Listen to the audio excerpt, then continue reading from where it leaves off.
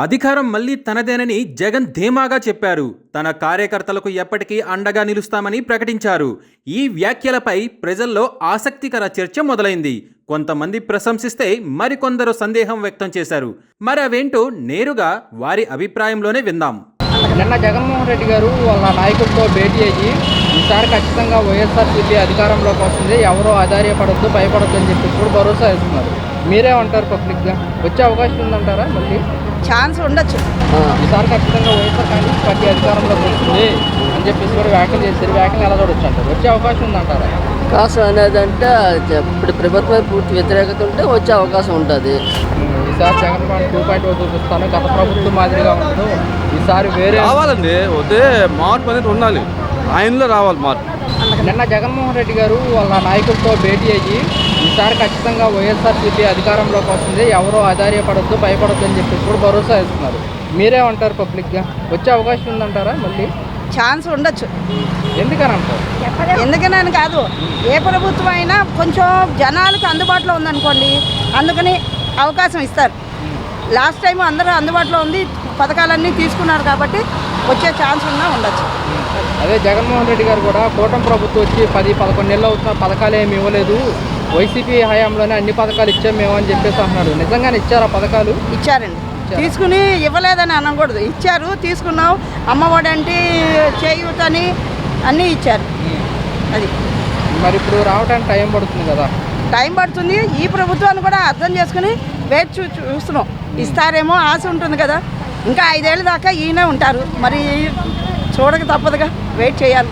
మరి జగన్మోహన్ రెడ్డి మళ్ళీ వస్తాను, ఈసారి 2.0 చూపిస్తాను, గత ప్రభుత్వం మాదిరిగా ఉండదు, కార్యకర్తలకు అండగా ఉంటా అని చెప్పేసి కూడా భరోసా ఇస్తున్నారు. కార్యకర్తలకు కానీ ప్రజలకు కానీ ఏ ప్రభుత్వం అయినా ముందు చూపుతో ప్రభుత్వానికి అప్పులు అవి కాకుండా ఏదో జనాన్ని కలుపుకుంటూ వెళ్తే ఏదైనా ముందుకు సాగుతుంది. మరి జగన్మోహన్ రెడ్డి వైఎస్ఆర్ కాంగ్రెస్ పార్టీ 11 సీట్లకే పడిపోయింది కదా, ఎలా వస్తుంది అనుకుంటున్నారు మీరు? ఎలా వస్తుందని కాదు, వాళ్ళు కృషి చేస్తున్నారు, వస్తే రావచ్చు. ఏ ప్రభుత్వం అనేది మనం చెప్పలేం, ఉన్నదాన్ని బట్టి రావచ్చు. అంతకుముందు పథకాలన్నీ తీసుకున్న వాళ్ళు కూడా ఇప్పటిదాకా రాలేదు కాబట్టి దాని ఉద్దేశంతో వచ్చేసరి వేసే అవకాశం ఉంటుంది. ఇప్పటిదాకా అయితే ఏమీ రాలేదు. అన్న జగన్మోహన్ రెడ్డి వాళ్ళ నాయకులతో భేటీ అయ్యి కూటమి ప్రభుత్వం ఇచ్చిన మేనిఫెస్టో ఇచ్చిన పథకాలను అమలు చేయకపోతే కనుక మేము తాట తీసే సత్తా వైఎస్ఆర్సీపీకి ఉందని చెప్పేసి కూడా వ్యాఖ్యలు చేశారు. వ్యాఖ్యలు ఎలా చూడవచ్చు? ఇచ్చిన పథకాలు ఏమీ అమలు చేయట్లేదు, ప్రభుత్వం వచ్చి 11 నెలలు 10 నెలలు అవుతున్నా కానీ మేము ఇచ్చిన పథకాలు ఇంకా గుర్తుపెట్టుకున్నారు ప్రజలని చెప్పేసి జగన్మోహన్ రెడ్డి అంటున్నారు. నిజమేనంటారా? నాకు అంత నాలెడ్జ్ లేదండి, కానీ ప్రభుత్వం బాగుంది. గతానికి ఇప్పటికీ ఎలా ఉందంటారు? పర్వాలేదు. రోడ్ల విషయం కానీ పర్వాలేదు. గతంలో ఎలా ఉన్నాయి అంటారు? గతంలో కొంచెం రోడ్లు ఇబ్బంది పడ్డా. మరి ఇప్పుడు జగన్మోహన్ రెడ్డి ఇప్పుడు కార్యకర్తలకి నేను అండగా ఉండబోతున్నారు, ఈసారి జగన్ 2.0 చూపిస్తాను అని చెప్పేసి కూడా అంటున్నమాట. మీరేమంటారు? నిన్న జగన్మోహన్ రెడ్డి నాయకులతో భేటీ అయ్యి ఈసారి ఖచ్చితంగా వైఎస్ఆర్ కాంగ్రెస్ పార్టీ అధికారంలోకి వస్తుంది అని చెప్పేసి కూడా వ్యాఖ్యలు చేశారు. వ్యాఖ్యలు ఎలా చూడొచ్చు అంటారు? వచ్చే అవకాశం ఉందంటారా?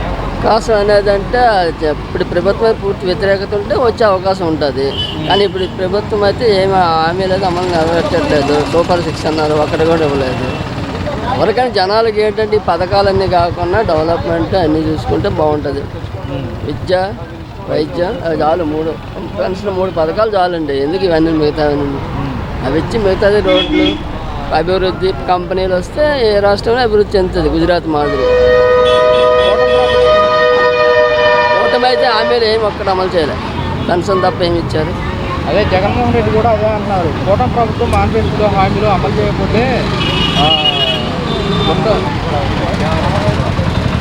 చేయకపోతే కనుక గట్టిగా అడిగే అవకాశం ఉంది అని చెప్పేసి కూడా అంటున్నారు. మరి హామీలు ఇచ్చారు కాబట్టి మరి హామీలు అమలు ఎప్పుడు ఒకప్పుడైనా హామీలు అమలు చేయాలి కదా. ఊరికి ఇచ్చేస్తే సుఖమేంటి, జనాలు ఎరిపప్పలేండి.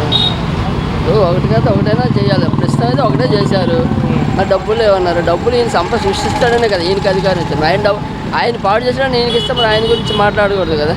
నువ్వు నీ తెలివితేటలో పోయి నువ్వు రాష్ట్రాన్ని డెవలప్మెంట్ గాడిలో పెట్టాలి. అంతే గత ప్రభుత్వం ఇది చేసిందని ఎందుకు అన్నారు? గత ప్రభుత్వం సరిగ్గా చేయలేదనే కదా మీకు ఇచ్చారు, మీరు సమర్థులనే కదా.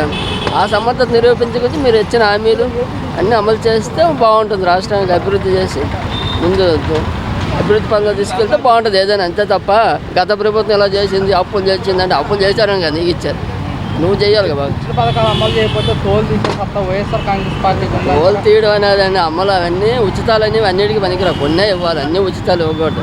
అదేదో అధికారంలోకి వచ్చాక రకరకాల హామీలు ఇస్తారు, సరే ఇచ్చినప్పుడు సగం నువ్వు కనీసం 60% 70% అమలు చేయాలి, చేస్తేనే ఏ ప్రభుత్వానికి మనుగడ ఉంటుంది. ఈ జనాలు అయితే అమాయకులు కాదు. ఈసారి జగన్ 2.0 చూపిస్తా అని చెప్పేసి కూడా అంటున్నమాట. అవకాశం ఉందేమో జగన్కి, చెప్పలేము.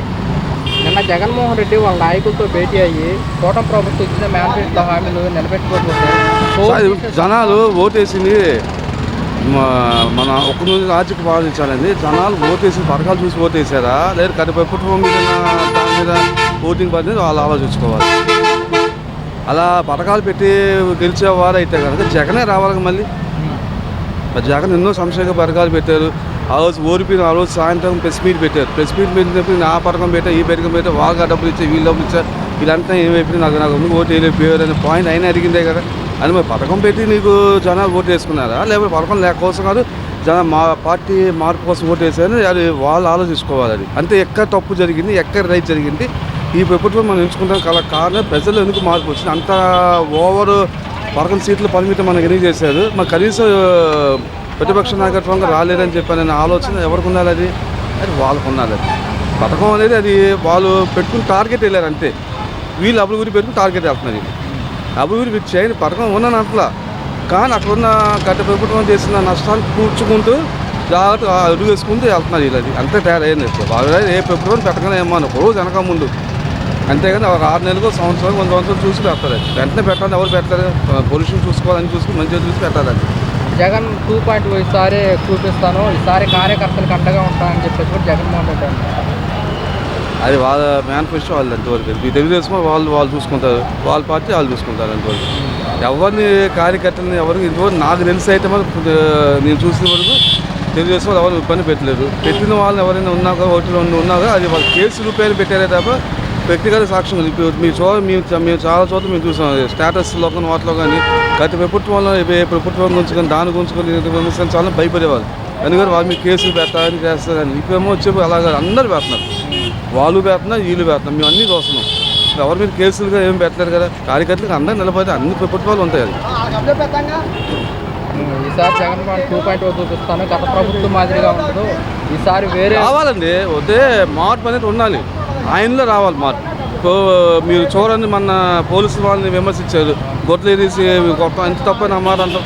ఏ వాళ్ళు తప్ప రైతే చేసిన పక్కన పెట్టండి. ఒక డిపార్ట్మెంట్ని మనకి రక్షణ ఇస్తుంది. కొద్దిగా 24 గంటలు మీరు రెస్ట్ తీసుకుంటారు, నేను రెస్ట్ తీసుకుందాం. నేను 9కి డ్యూటీ కలిసి 10కి వెళ్తా ఎండ కోసమని. వాళ్ళు ఎండ అనకలేదు, వాన అనకలేదు, తుఫాన్లు రేపు పొద్దున పాకిస్తాన్ మీద యుద్ధం వచ్చిందంటే 24 గంటలు వాళ్ళు కూర్చోవాల్సింది. అన్ని పహారాకు వస్తూనే ఉన్నారు. వాళ్ళు చాలా కష్టమైన డ్యూటీ, వాళ్ళు మామూలు డ్యూటీ కాదు. వాళ్ళు మంచి వాళ్ళు ఉంటారు, చెడ్డ వాళ్ళు ఉంటారు వాళ్ళలో కూడా. కానీ అలాగని డిపార్ట్మెంట్ని మనం విమర్శించకూడదు కదా. ఏ ప్రభుత్వం చంద్రబాబు అయినా అంటే వీరైనా జగన్ అయినా అంటే ఎవరైనా అంటే తప్ప నా మాట అంటాం. అలాంటిది నువ్వు అలా విమర్శిస్తే రేపు పొద్దున నువ్వు ఓటు వేయాలని ప్రజలు భయపడిపోతారు. నీకేంటంటే మమ్మల్ని అరెస్ట్ చేశారు, మా అన్యాయంగా అరెస్ట్ చేశారు, అక్రమంగా అరెస్ట్ చేశారు కాబట్టి మేము వాళ్ళ మీద కక్షసారి మా ప్రభుత్వం వస్తే మిమ్మల్ని అందరినీ మేము అంతు చూస్తాం, ఎక్కడో పరిగణ గురించి మిమ్మల్ని అంతు చూస్తాం, మేము జైలుకు ఇచ్చేస్తామని చెప్పి ఆ మాట అన్నా తప్పదు. నువ్వేం చేయాలి ఇప్పుడు అన్నా చూసావు ఏంటి అది పథకాలు పెట్టలేదు అలాంటి పోనీ దానికి. నెక్స్ట్ ఏంటి నువ్వు ఏం విమర్శిస్తున్నావు, ఏంటి మా ప్రభుత్వం ఏం చేస్తుంది, ఏం చేయట్లేదు, దాని మీద విమర్శించు. ఆయన వాళ్ళు అరెస్ట్ చేసుకుంటే రావటం, విమర్శిస్తూ వెళ్ళిపోవటం, రావటం విమర్శిస్తూ అది కరెక్ట్. నువ్వు ఇక్కడ ఉండి నువ్వేం చేయాలనుకుంటున్నావు, ఎలా చేయాలి అప్పుడు నీకు నెక్స్ట్ ఎలక్షన్స్కి 2.2 కదా అంతగా మించి ఛాన్సెస్ వాళ్ళకు ఉంటాయి. మనకి ఏది లేకుండా నువ్వు విమర్శిస్తే మరి అది కరెక్ట్ కాదు.